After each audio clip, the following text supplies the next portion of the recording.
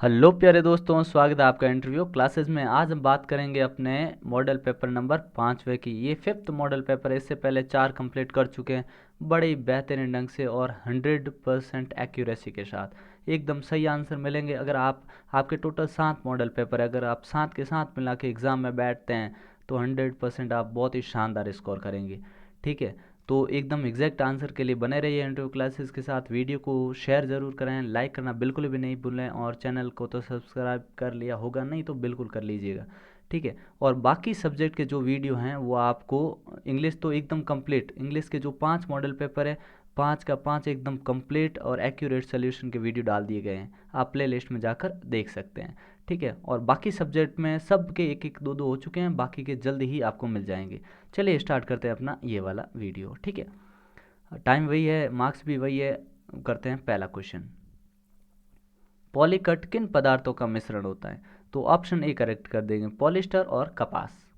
फिर है, एक युग्मनज में पाए जाने वाले केंद्रकों की संख्या। आप जानते हैं केंद्रक सिर्फ एक हो सकता है, तो एक ही होता है। ठीक है, मलेरिया जीवी का वाहक, मलेरिया को फैलाने वाला कौन है? तो हम जानते हैं मादा एनाफिलीज। ठीक है, फिर है, निम्नलिखित में सो कौन सूर्य का ग्रह नहीं है? कौन सूर्य का ग्रह नहीं है? क्वेश्चन थोड़ी अटपटी लैंग्वेज लिखी हुई है, लेकिन इसका आंसर हम जानते हैं, ये तो इसके सब में शामिल है। ऑप्शन यहाँ पे अपना आंसर हो जाएगा। ठीक है, नेक्स्ट देखिए, निम्नलिखित में से कौन सी पौधाघर गैस नहीं है? मतलब जो ग्रीन हाउस गैस नहीं है, तो हम जानते हैं ये होती है कार्बन डाइऑक्साइड, सल्फर डाइऑक्साइड होती है, मीथेन भी होती है, लेकिन नाइट्रोजन नहीं है। नाइट्रोजन तो बहुत इंपॉर्टेंट होती है अपने एनवायरनमेंट में। ठीक है ना, जो कि 78% होती है। ठीक है ना, अगला देखिए, स्कर्वी बीमारी किसकी कमी से होती है? तो आप जानते हैं ए की कमी से होती है रतौंधी, बी की कमी से बेरी, सी की कमी से स्कर्वी। तो कौन सा ऑप्शन हो गया? Option C. और डी की कमी से होता है रिकेट्स। ठीक है ना, तो ऑप्शन सी करेक्ट आंसर है। ठीक है, अगला देखिए, एक स्वस्थ मनुष्य के शरीर का तापमान होता है, तो तापमान डिग्री सेंटीग्रेड में होता है 37, फ़ारेनहाइट में होता है 98.2 के आसपास। ठीक है ना, और डिग्री में कितना होता है? 37 डिग्री सेल्सियस। ठीक है, आयोडीन की कमी से कौन सी बीमारी होती है? तो आप जानते हैं गॉइटर। ठीक है, जिसे घोंघा भी कहते हैं।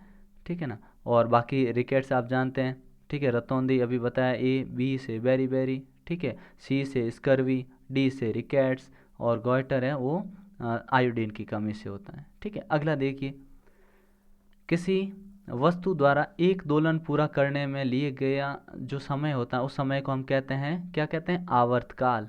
क्या कहते हैं? आवर्तकाल।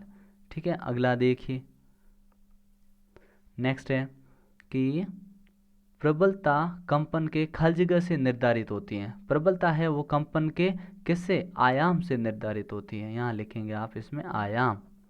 ठीक है, 10वें में हो जाएगा आयाम। 11वां देखिए, आवर्ती का मात्रक होता है, तो हम जानते हैं आवर्ती का मात्रक मात्रक होता है हर्ट्ज।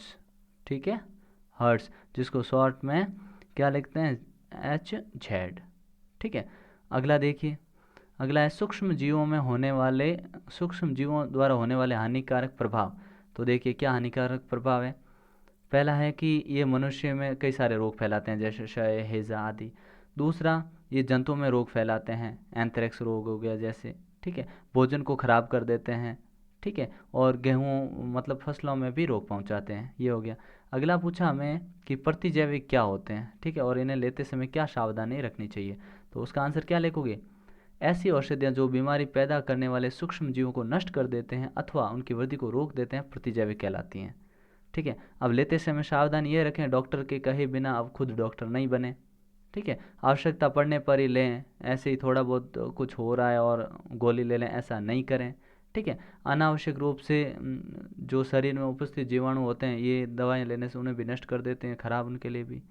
ठीक है, और सर्दी जुकाम व फ्लू में प्रतिजैविक का उपयोग नहीं करना चाहिए। ठीक है, अब राणा, अब ये राणा बहुत बार कमीज खरीद चुके हैं। ठीक है, इनको बहुत बार हम कर चुके हैं। राणा को गर्मियों में है ना कमीज लेना है तो सूती कमीज खरीदनी चाहिए। ठीक है, क्यों? क्योंकि ये जल्दी गर्म हो जाते हैं और शरीर से चिपकने लग जाते हैं, इनसे पहनने से पसीना भी अधिक होता है, ये हवा को अंदर बाहर नहीं आने देते हैं। इसके विपरीत सूती कमीज हवा के अंदर बाहर आने जाने देती हैं और पसीने को सुखा देती है। इसलिए भाई इसको सूती खरीदनी चाहिए कि ऊन, और सूती खरीदना चाहिए, पॉलिस्टर वाला। ठीक है। तो सूती कमीज ही खरीदनी चाहिए इन्हें, ठीक है। संश्लेषित कमीज तो काम की नहीं रहेगी, ठीक है। तो सूती कमीज की सलाह दें मैं उनको बार बार राणा को, और आप भी दिमाग में बैठा लें, ठीक है। अगला सवाल देखिए, जहाँ तक संभव हो प्लास्टिक के उपयोग से बचिए। इस कथन से आप क्या समझते हैं? तो हम ये समझते हैं कि प्लास्टिक हालांकि बहुत यूज़फुल है, लेकिन अपने एनवायरनमेंट पर्यावरण के लिए बहुत ही नुकसानदेह होता है, ठीक है। तो इसे बचने का प्रयास करना चाहिए, ये जैव अनिम्नीकरण होता है, ठीक है ना। आपके लिखने के लिए यहाँ पे लिखा हुआ है, तो आप आराम से यहाँ से लिख भी सकते हैं। अब इसका है ना 4R सिद्धांत भी साथ में रिवाइज कर लीजिएगा, क्योंकि पूछा जा सकता है, जिसका मतलब होता है कम उपयोग यानी रिड्यूस, पुनः उपयोग यानी रीयूज, पुनः चक्रित यानी रिसाइकल, और पुनः प्राप्त यानी रिकवर, ठीक है। एक तो उपयोग कम ही करें भाई प्लास्टिक का, कर लिया है तो पुनः उपयोग में लें, उपयोग में ले लिया अब काम का नहीं है तो चक्रित करें, मतलब रिसाइकल करें, और उसे उसको वापस पुनः प्राप्त करें, ठीक है ना। ये होता है। अगला देखिए, नेक्स्ट है अपने अपने स्थान में हरियाली बनाए रखनी। क्या कर सकते हो आप? तो हम पेड़ पौधे लगा सकते हैं, जागरूक अभियान चला सकते हैं, और लोगों को पेड़ बांट सकते हैं, वनों का महत्व बता सकते हैं, ठीक है ना। बहुत सारे काम कर सकते हैं। अब एक खिलाड़ी है, उसके कीलदार जूते हैं, इसलिए पहनते हैं। रीज़न क्या है क्यों पहनते हैं? तो इसलिए पहनते हैं जिससे कि उन्हें पर्याप्त घर्षण बल मिल सके। स्पाइक उन्हें आवश्यक घर्षण बल प्रदान करता है, जिससे ज़मीन पर उनकी पकड़ रहते हैं, जिससे वो फिसलते नहीं और अच्छा खेल दिखा पाते हैं, ठीक है। तो 17वें का आंसर हो गया। अगला देखिए, घर्षण शत्रु है और मित्र भी है, बताइए किस प्रकार? तो देखो, शत्रु कैसे हैं? एक तो घर्षण होता है तो समस्या क्या आती है कि मशीन के कल पुर्जे घिस जाते हैं, मशीनों की दक्षता घट जाती है, ठीक है। और घर्षण की वजह से ऊर्जा का कुछ भाग यूं ही व्यय में चला जाता है, नष्ट हो जाता है। मित्र कैसे हैं? अगर घर्षण नहीं हो तो मशीन भी नहीं चलेगी, हम नहीं लिख पाएंगे, हम चल नहीं पाएंगे, बोल नहीं पाएंगे, खाना नहीं खा पाएंगे, गाड़ियाँ रोक नहीं पाएंगे, ठीक है। मतलब ये फ़ायदे और नुकसान दोनों हैं, ठीक है। ये फ़ायदे और ये नुकसान, शत्रु और मित्र। अगला देखिए, पेट्रोलियम के प्रक्रम को विस्तार से समझाइए, ठीक है। ये हम एक बार और भी कर चुके हैं, लेकिन यहाँ आप फिर से देख लीजिए कि समुद्री जो समुद्र में पेट्रोलियम का निर्माण कैसे है, समुद्र में रहने वाले जीवों से हुआ है। ये जीव जब मृत हुए तो इनके शरीर समुद्र में तेल में जाकर मिल गए, तल में जाकर बैठ गए, मतलब फिर उनके ऊपर धीरे धीरे रेत और मिट्टी जमा होती गई, ठीक है। लाखों वर्षों बाद वायु की अनुपस्थिति और वहाँ पे हवा नहीं थी, उच्च ताप था, और उच्च दाब के कारण ये मृत जीव पेट्रोलियम और प्राकृतिक गैस में परिवर्तित हो गए, ठीक है ना। अगला है कि कागज़ के बारे में, कागज़ बचाने के बारे में, ठीक है। तो क्वेश्चन नंबर, हमें कागज़ की बचत क्यों करनी चाहिए, 20वां, और उनके कार्य की सूची करिए जिनसे आप बचा सकते हो।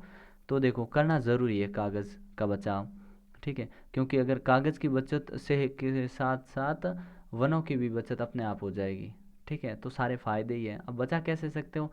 कि कागज़ का पुनर्चक्रण करके, कागज़ का पुनः उपयोग करके, कागज़ की मित व्ययता से उसका उपयोग करके, और कागज़ की बचत के लिए जन जागरूकता अभियान चलाकर, ठीक है। अगला देखिए, अगला क्वेश्चन बहुत इंपॉर्टेंट क्वेश्चन है। आवेशित गुब्बारा दूसरे आवेशित गुब्बारे को प्रतिकर्षित करता है, क्योंकि हम जानते हैं कि दोनों सजातीय आवेश होते हैं, और सजातीय आवेश एक दूसरे को प्रतिकर्षित करते हैं, परंतु आवेशित गुब्बारा अनावेशित गुब्बारे को आकर्षित करेगा, और अपने आवेश में से कुछ आवेश उस दूसरे गुब्बारे को दे देगा जिसके पास आवेश नहीं होगा। कहने का मतलब, आवेशित वस्तु हमेशा अनावेशित वस्तु को आकर्षित करती है, ठीक है। चलिए नेक्स्ट देखिए, अब तारामंडल क्या होता है? किसी तारामंडल के नाम बताइए, दो के। तो पहचाने जाने योग्य आकृतियों वाले तारों का समूह जो होता है उसे तारामंडल कहते हैं। जैसे सप्तऋषि तारामंडल और आयन, ये दो तारामंडल हो गए, ठीक है। अब गेहूं की फसल को आप यदि खरीफ के टाइम वो बो दें तो क्या होगा? आप जानते हो कि गेहूं क्या होता है भाई? रबी की फसल है। इसे शीत ऋतु में बोया जाता है, जून से सितंबर में खरीफ की फसल होती है, और वर्षा काफ़ी अधिक मात्रा में होती है, और गेहूं को इस समय उगाया जाए तो गेहूं के पौधे की अधिक मात्रा में पानी मिलने से सड़कर खराब हो जाएंगे और फसल नष्ट हो जाएगी, ठीक है ना। और खरपतवार क्या है, इसका नियंत्रण कैसे कर सकते हैं? तो आप जानते हैं, फसल के साथ जो अवांछित पौधे उग जाते हैं उनको हम खरपतवार कहते हैं, और इसको हटाना बहुत ही आवश्यक है ताकि फसल अच्छे से वृद्धि कर सके, ठीक है। और इसके लिए आप क्या कर सकते हैं नियंत्रण के लिए? तो नियंत्रण के लिए देखिए, आप लिख सकते हैं कि खेत को पहले जोत कर जितने भी खरपतवार हैं उसको एकदम नष्ट कर दें, ठीक है। पुष्पन एवं बीज बीनने से पहले अपने हाथ से या खुरपी से या हैरों से इसकी सहायता से खरपतवार को हटा दें, या फिर आप खरपतवार नाशी रसायनों का उपयोग करके भी नियंत्रित कर सकते हैं। ठीक है। फिर अपना लास्ट क्वेश्चन है 24वां, जिसमें आपको पता लगाना है कि एक दोलन 4 सेकंड में 40 बार में दोलन करता है। ठीक है, दोलक। ठीक है ना। तो इसका आवर्तकाल और आवृत्ति चाहिए आपको। फिर शोर संगीत में भी अंतर बताना है। तो देखो, आवर्तकाल का फॉर्मूला होता है लिया गया टोटल समय और दोलनों की संख्या। ठीक है। तो दोलन पूरा करने में लगा समय लिख दिया 40 सेकेंड, और दोलनों की संख्या कितनी है वो लिख दो। ठीक है। टाइम ऊपर लिखा 4 सेकेंड, और दोलनों की संख्या कितनी है 40, मतलब 40 दोलन करने में ले रहे हैं 4 सेकेंड और दोलन है 40, तो अपने पास समय आ गया 1/10। आपने काट दिया इसको 4 से, तो 1/10, तो इसका फिर भाग लगाया तो आपके आ गया 0.1 सेकेंड। फिर आपको चाहिए आवृत्ति। आवृत्ति का फॉर्मूला होता है दोलनों की संख्या बटे दोलन में लगा समय। तो दोलनों की संख्या कितनी है 40 थे, और समय कितना लगा है 4 सेकेंड लगा है। तो अब आवृत्ति का मात्रा क्या होता है, हर्ट्ज होता है ना, तो ये 10 हर्ट्ज, 10 हर्ट्ज आंसर आ गया। शोर क्या है, ये अपना लास्ट में क्वेश्चन। शोर कानों को अप्रिय लगने वाली अवांछित ध्वनि को शोर कहते हैं। और संगीत क्या है, जो सुस्वर मतलब बहुत ही कानों को सुखद लगे उसको कहते हैं। हाँ, शोर संगीत जो शोर बन जाता है जब ये लगातार और तेज और प्रबल सुना जाए तो। ठीक है। ये आपका 5th मॉडल पेपर है। इसके बाद 6th और 7th 2 मॉडल पेपर बचे हैं, जो कि आपको जल्दी ही उनके वीडियो मिल जाएंगे। इन सब का रिवाइज करते रहिए, बेहतरीन ढंग से पढ़ते रहिए। मिलते हैं नेक्स्ट पार्ट में, तब तक के लिए गुड बाय, जय हिंद, जय भारत।